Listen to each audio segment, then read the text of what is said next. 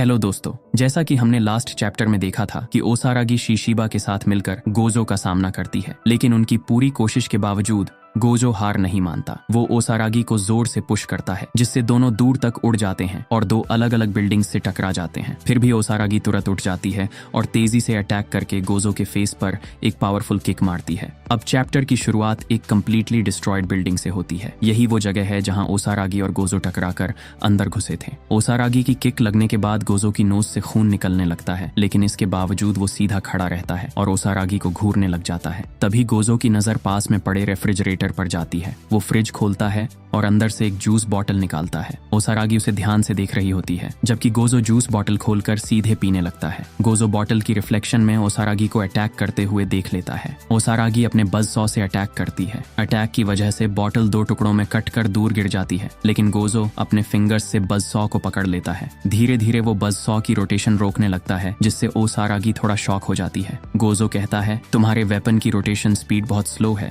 इसके तुरंत बाद गोजो ओसारागी के फेस पर एक पावरफुल पंच मार देता है। पंच इतना स्ट्रांग होता है कि ओसारागी दीवार से टकरा जाती है और दीवार पूरी तरह टूट जाती है। इस इम्पैक्ट से ओसारागी रूम के बाहर जा गिरती है। ओसारागी के फेस से ब्लड निकलने लगता है। तभी उसे हॉलवे में किसी के फुटस्टेप्स सुनाई देते हैं और फिर रिवील होती है एक मिस्टीरियस वुमन। उसने ग्लासेस और मास्क पहना हुआ है। उसके साथ बेबी स्टॉलर में एक बेबी है। बेबी धीरे धीरे रोने लगता है, जबकि वुमन आगे बढ़ती रहती है। अगर आपको याद हो, ये वही पुराने असैसिन्स हैं जिनकी ओकी बात कर रहा था। ओसारागी उन्हें चुपचाप ऑब्जर्व करती रहती है। वुमन कहती है, डोंट क्राई, मैं तुम्हारे लिए गाऊंगी। फिर वो एक और शॉकिंग बात कहती है, इस बेबी ने ऑलरेडी बहुत लोगों को किल किया है। उसने अपने फादर की क्वालिटीज इनहेरिट की है। अब सवाल उठता है, इस बेबी का फादर कौन है? क्या वो नगुमो हो सकता है? क्योंकि पहले एक मिस्टीरियस पर्सन ने नगुमो का पीछा कर रहे लोगों को मार दिया था। हो सकता है वही वुमन हो, या शायद उजुकी। जैसे मैंने पहले भी बताया था कि उजुकी को अल्कमार ऑर्फनेज में ट्रेन किया गया था, जहाँ कई अनाथ बच्चों को अल्टीमेट असैसिन्स बनाने के लिए ट्रेन किया जाता था। शायद उनमें से कोई हो सकता है। इसके बाद हम विमेन को देखते हैं। वो एक नाइफ निकालती है। उसी टाइम बेबी स्ट्रोलर से अचानक एक गन निकल आती है। बेबी ओसारागी पर गोली चलाने लगता है। ओसारागी बुलेट से बचने की कोशिश करती है, लेकिन फिर भी उसके शोल्डर पर एक बुलेट लग जाती है। इस बीच विमेन ओसारागी के पास पहुंच जाती है। वो ओसारागी के बाल पकड़ती है और नाइफ से उसकी गर्दन काटने वाली होती है। वो नाइफ से अटैक कर देती है, लेकिन अचानक ओसारागी गायब हो जाती है। वुमन शॉक हो जाती है। फिर दिखाया जाता है कि ओसारागी पीछे जंप करके दूर हट गई थी। वुमन तुरंत ओसारागी का पीछा करती है और नाइफ से हमला करती है, लेकिन ओसारागी झुक जाती है, इसलिए अटैक दीवार में लग जाता है।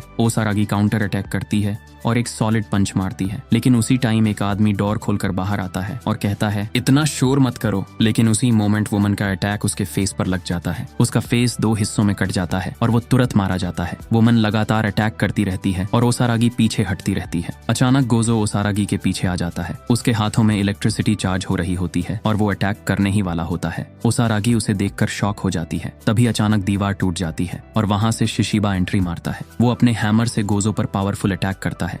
इम्पैक्ट इतना स्ट्रांग होता है कि गोजो दीवार तोड़ते हुए नीचे बिल्डिंग से गिर जाता है। गोजो को नीचे गिराने के बाद शिशिबा ओसारागी को देखता है। वो उसके फेस को चेक करने लगता है कि उसे कोई सीरियस इंजरी तो नहीं हुई। फिर शिशिबा उसी होल से नीचे जंप कर जाता है। शिशिबा डिसाइड करता है कि वो गोजो का पीछा करेगा। वो ओसारागी से कहता है, अपने वेपन को मत छोड़ना। नीचे पहुंचने के बाद गोजो सामने खड़ा होता है। गोजो कहता है, क्या सच में सिर्फ तुम ही मेरे खिलाफ लड़ोगे? शिशिबा कहता है, एक आदमी ही काफी है। गोजो मुस्कुराता है और एक बात कहता है, तुम डर रहे हो कि ओसारागी के साथ फिर वही इंसिडेंट ना हो जहाँ वो डेथ के एज पर पहुंच गई थी। शिशिबा कहता है, अगर तुम अपने कंपेनियंस के मरने की चिंता करते हो तो तुम असैसिन बनने के लायक ही नहीं हो। गोजो फिर से उसे टॉन्ट करता है और कहता है, तो फिर तुम अकेले ही फाइट करने की कोशिश क्यों कर रहे हो, जबकि तुम्हारे पास जीतने का कोई चांस ही नहीं है? याद है पहले क्या हुआ था? मैंने तुम्हें इतना बुरी तरह पीटा था कि तुम लगभग मर ही गए थे। लेकिन शिशिबा बिल्कुल काल्म रहता है और तुरंत जवाब देता है, तुम बस एक थर्ड रेट असासिन हो, क्योंकि तुम एक इंसान को भी मार नहीं पाए, और ऐसी फेलियर के बारे में दूसरों को बताना तो और भी शर्म की बात है। ये सुनकर गोजो गुस्से से भर जाता है और कहता है, मैं कसम खाता हूँ मैं तुम्हें मार डालूंगा। लेकिन शिशिबा उसे फिर से चिढ़ाते हुए कहता है, ऐसी बातें मत बोलो। अगर तुम फिर से फेल हो गए तो तुम्हारे लिए ये बहुत कष्टदायक होगा। इसके बाद सीन शिफ्ट होता है ओसारागी और मिस्टीरियस असैसिन के बीच। वुमन ओसारागी के शोल्डर से निकलते ब्लड को देखती है और कहती है, तुम्हारा ब्लड तुम्हारी व्हाइट स्किन को और भी क्लियर दिखा रहा है। फिर वो एक पर्सनल सवाल पूछती है, क्या तुम्हारी लाइफ में कोई मैन है ताकि तुम यंग एज में चिल्ड्रन पैदा कर सको? वो खुद को ट्रेडिशनल वुमन का परफेक्ट एग्जाम्पल बताती है। बेबी अभी भी रो रहा होता है। वुमन अपने बेबी को शांत करते हुए कहती है, एक वुमन की लाइफ का रियल मीनिंग है बच्चों को रेज करना। लेकिन ओसारागी उसकी बात से बिल्कुल सहमत नहीं होती। ओसारागी कहती हैं, मुझे बच्चे नहीं चाहिए और मुझे अपने जैसा कोई इंसान भी नहीं चाहिए। ये बात दिखाती है कि ओसारागी के अंदर गिल्ट कॉम्प्लेक्स है। ओसारागी को लगता है कि वो लोगों को आसानी से मार देती है और उसे लगता है कि ऐसा इंसान एग्जिस्ट नहीं करना चाहिए। उसे उस वुमन का बिहेवियर डिस्गस्टिंग लगता है। इंटरेस्टिंग बात यह है कि दोनों की ऑरा ऑलमोस्ट सेम है। दोनों ने डार्क कलर्ड क्लॉथ्स पहने हैं, दोनों के सर पर पहनावा है, लेकिन ओसारागी की अपीयरेंस ऐसी लगती है जैसे एक किलर ब्राइड हो। लेकिन अचानक असासिन विमेन अपना कंट्रोल खो देती है। वो ओसारागी को इंसल्ट करने लगती है और कहती हैं, जानती हो यहाँ डिस्गस्टिंग तुम हो। तुम यंग हो लेकिन एक सोशली यूजलेस पर्सन हो जो कोई नॉर्मल जॉब भी नहीं कर सकती, इसलिए ऐसा काम करती हो। तुम पीस ऑफ ट्रैश हो।